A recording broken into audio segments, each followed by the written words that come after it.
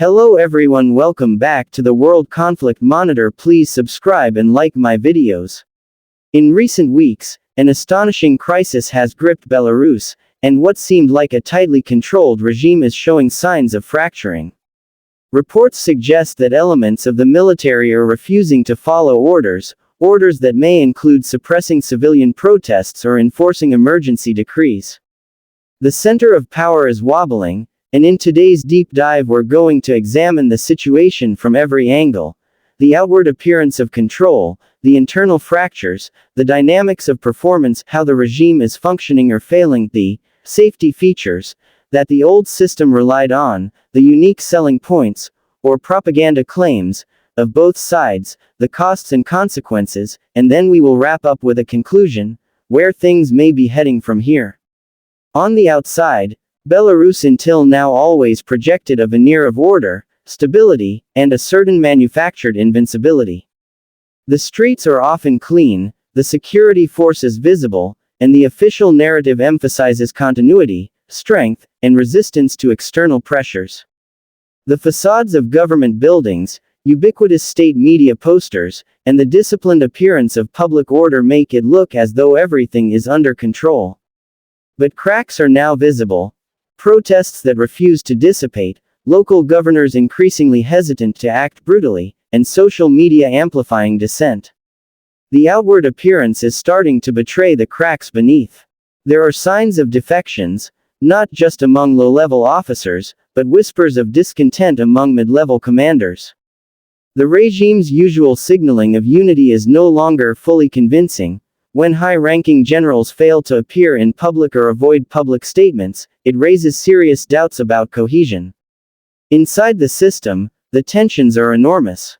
The interior is big. This is the central compartment of the regime: the security services, the state media, the military, the civilian bureaucracy, and the party apparatus. Within that vast internal structure, there is friction. Some security officials may still be loyal, but others likely feel the pressure of moral choices or fear of being implicated if collapse comes. The military, in particular, is now a battleground. Officers may be torn between loyalty to the leadership and sympathy for the population, or simply desire to avoid bloodshed. Intelligence services may be filtering conflicting signals. Civilian agencies may be withholding actions for fear of retaliation or collapse. Communications lines could be segmented. Some units obey orders, others refuse to act. The chain of command appears fractured. In the interior, rumors of secret meetings, of negotiations behind closed doors, and of shifting loyalties abound. Some units may have orders to open fire, others to stand down. Some regional commanders may decide to side with civilian leadership in their region. The pressure to defect may increase as the cost of repression rises, both domestically and in terms of international backlash. Inside this compartment we see a regime teetering, rather than monolithic. The regime's inner sanctum is now vulnerable. If a few key units withdraw support, the entire system can collapse. When we look at performance, how the regime is operating under duress, things are deteriorating. The usual mechanisms of control, surveillance, policing, censorship, are under stress. Local law enforcement may be overwhelmed. Communications blackouts, arrests of activists, and curfews may slow dissent, but they also provoke backlash. The economy is likely under strain from sanctions, capital flight, and disruption of supply chains. Public services may falter. The regime's ability to credibly promise order and stability is diminished. We may see breakdowns in transportation, supply of essentials, and fluctuations in energy or food supply if unrest spreads. As the regime struggles to maintain functionality, its legitimacy is further eroded. In performance terms, a government under siege with a half-compliant military is a government losing its grip. And as performance declines, the risk of cascade failure grows. Once one major city or one military unit withdraws, others may follow.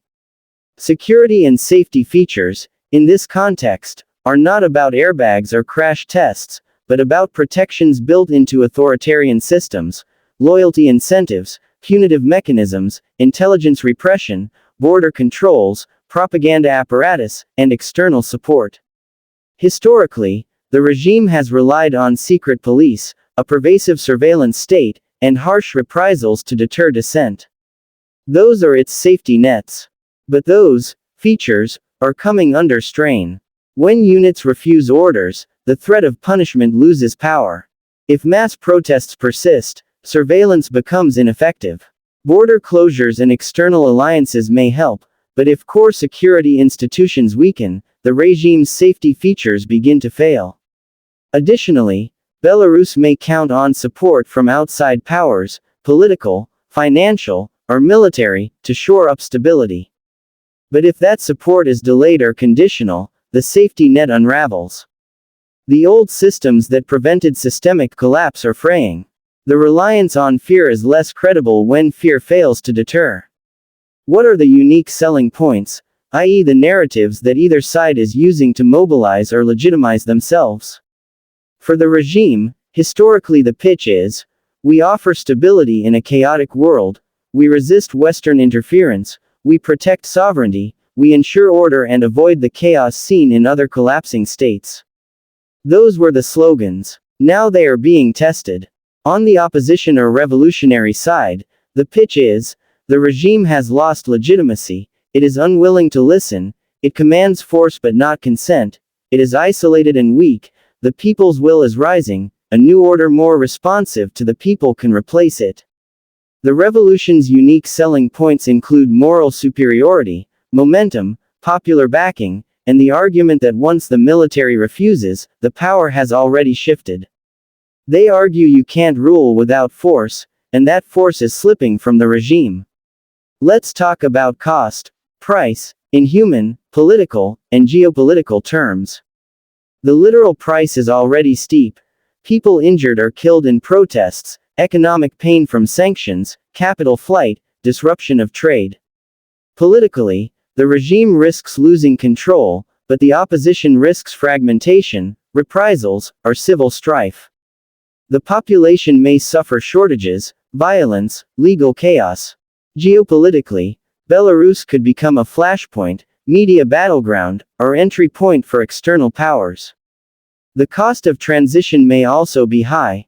How to reorganize institutions, deal with prosecution, manage foreign debt, rebuild trust, and prevent factional conflict. If parts of the military seize assets or carve power, that could lead to warlordism or regional fragmentation. So while the price of revolution is often valorized, the real stakes are tremendous. In conclusion, we see Belarus at a crossroads. The outward image of control is failing as public dissent and military hesitancy grow.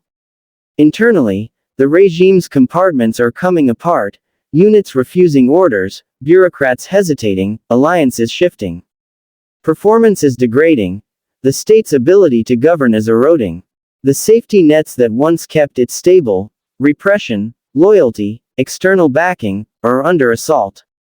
The competing narratives, unique selling points, are becoming clearer. One side leans on fear and continuity, the other on legitimacy and momentum. The price of collapse or transition is steep, but already being paid.